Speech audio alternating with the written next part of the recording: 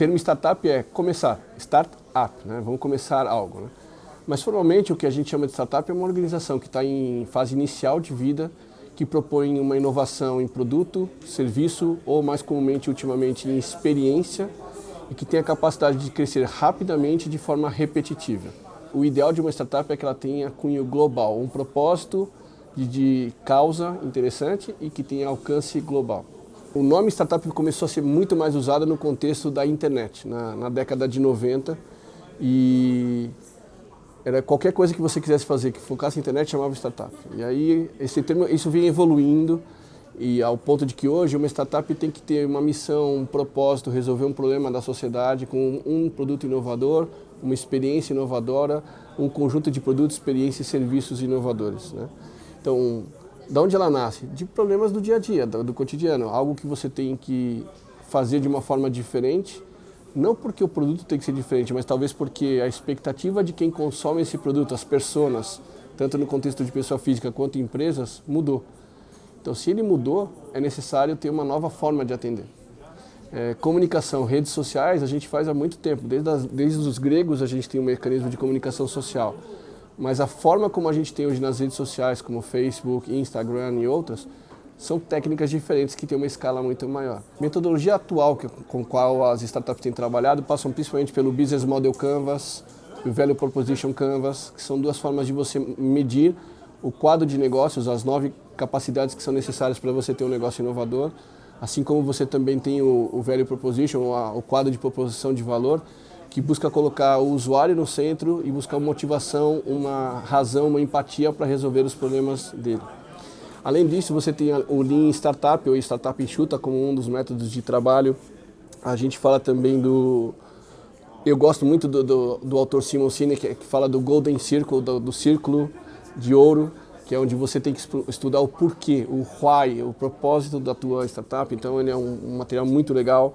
A gente tem hoje também as técnicas de design thinking, de design sprints. São as startups trabalhando no contexto de agilidade, modernidade, principalmente da derivação da indústria Lean, aplicada no contexto de criação de negócios com o Lean Startup. É um grande exemplo de metodologias.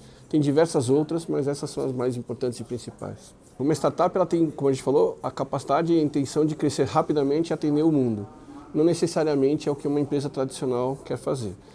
Mas um exemplo bem simplista que é bem legal da gente fazer é, supondo uma empresa que queira atuar no mundo digital e ela, vamos olhar lá na perspectiva de pequena empresa e numa perspectiva de uma startup.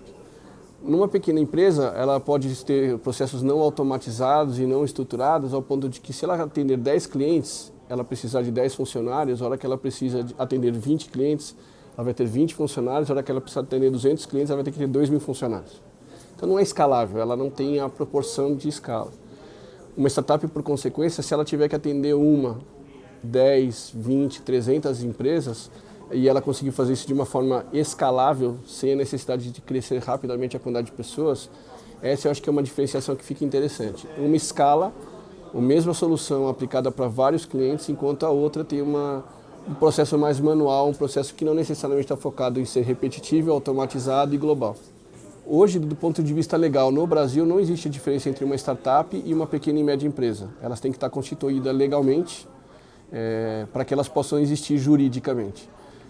Algumas startups iniciam ainda em fase embrionária como um grupo de amigos trabalhando em conjunto, mas se eles querem fazer negócios, eles têm que virar uma empresa existente, uma limitada, uma SA fechada ou uma SA aberta. O contexto de transformação que aconteceu pela internet e a digitalização do mundo está fazendo com que novas demandas ou demandas atuais sejam atendidas de novas formas, de formas disruptivas, inovadoras, escaláveis e exponenciais. Então o mercado está ávido por novas formas de interagir com as soluções das empresas, dos negócios, do dia a dia. Se você parar para pensar, há pouco tempo atrás, tirar foto era uma coisa de um processo químico e analógico. Tirar foto nos últimos 10 anos viraram processos digitais e altamente escaláveis. Compartilhar informação é uma coisa super comum hoje em dia. Então, a transição para esse modelo digital e de comunidades e de redes fez com que a gente tivesse uma demanda brutal de formas novas de interagir, de relacionar-se com as empresas, com as pessoas. E no contexto corporativo, mais do que nunca, a gente está buscando com que as startups e as empresas consigam trabalhar conjuntamente para atender de forma diferenciada as demandas. Então, o mundo corporativo tem uma velocidade, o mundo das startups tem outra. No mundo corporativo a gente fala muito da transformação digital, as startups nascem digitais e conectar esses dois mundos é o que é importante nesse contexto. Então, tem crescido por uma mudança do comportamento do usuário, por uma demanda de novos serviços a partir da digitalização do mundo e da conexão entre corporações e startups que precisam interagir de formas novas e atender de formas novas as experiências dos usuários, dos clientes e das empresas. Um empreendedor, no contexto de uma startup, ele tem uma diferença em relação ao empresário tradicional. Ele tem que ter uma mistura de um visionário, com uma capacidade de realização, com uma capacidade de formar equipe, com uma capacidade de comunicar o seu propósito ao mercado, uma capacidade de buscar empreendedores, parceiros, anjos, investidores para fazer a composição do que ele quer ofertar como valor único de negócio. Então, o empreendedor tem que ser capaz, o empreendedor, principalmente o fundador e os seus parceiros, os seus co-founders, tem que ser um time coeso, forte, resiliente, que vai trabalhar em conjunto para aquela causa e para aquela transformação que eles querem aplicar no mercado. Às vezes, uma startup que tenha apenas um fundador bom, mas uma equipe ruim, não vai conseguir chegar em muito lugar. Nós brincamos até que uma visão boa de um fundador e uma equipe forte, mesmo que a tecnologia não seja adequada, esse é um grupo que vale a pena trabalhar. Às vezes que tem uma tecnologia muito boa, mas que não tem uma equipe coesa, uma equipe que trabalha fortemente em grupo e de forma unida para aquele objetivo, talvez ela não seja uma empresa ideal. Então a gente considera que trabalhar em equipe, ser resiliente, ter determinação, ser paciente, ser comunicativo, são perfis e características que um empreendedor, principalmente o fundador e os seus co-founders, têm que ter nesse contexto de startup. Os riscos são enormes, mas para cada risco associado você tem o potencial de crescimento e o potencial de multiplicação de valor. Existem riscos legais, trabalhistas, riscos de negócio, principalmente, será que aquela criação que está sendo feita, aquela inovação, tem demanda, tem vontade, o mercado precisa daquilo ou é algo da cabeça do empreendedor, do fundador? Então, mas os riscos são pequenos se comparados com o potencial transformacional que elas podem causar, da exponencialização, da repetição, da transformação e do alcance global. Na visão do mercado baseado na escola da Singularity University, o pensamento de organizações exponenciais pensa que você tem que criar uma empresa que tenha propósito, seja capaz de transformar o mundo em 10 anos atingindo 1 bilhão de pessoas, 10 vezes mais rápido e 10 vezes mais barato. Então, esse pode ser um contexto interessante de pensamento. Eu tenho que ter uma abrangência global, um impacto de fato na sociedade, na economia e no mercado, e ser capaz de estruturar isso para uma forma interessante de entrega ao mercado.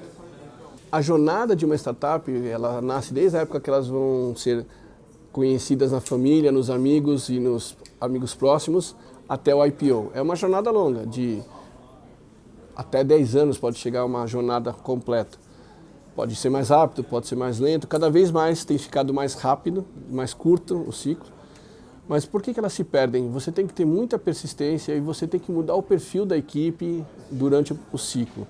No início você está muito focado em buscar capital, buscar validar o MVP, validar as ideias, mas conforme você vai crescendo e vai evoluindo nessa curva de crescimento da startup, você precisa ter outros valores, principalmente quando você está na fase do IPO, na fase da transição entre uma startup e de fato uma empresa aberta, de capital aberto, você tem que ter um time muito mais coeso, uma escala muito grande. E o que se perde geralmente nesse caminho é a cultura e a visão inicial que foi a semente daquela startup. Então é super importante quando você fizer esse crescimento e essa curva, você manter a cultura e exponencializar a cultura para todos os grupos que vão sendo agregados. Os grupos de vendas, os grupos de marketing, os grupos de atendimento do sucesso do cliente, os vários grupos, as várias máquinas que são necessárias vão agregando cada vez mais pessoas e a cultura não pode ser diluída nesse caminho, nessa jornada. Se você preserva a cultura e a visão e é capaz de escalar globalmente, o sucesso é garantido.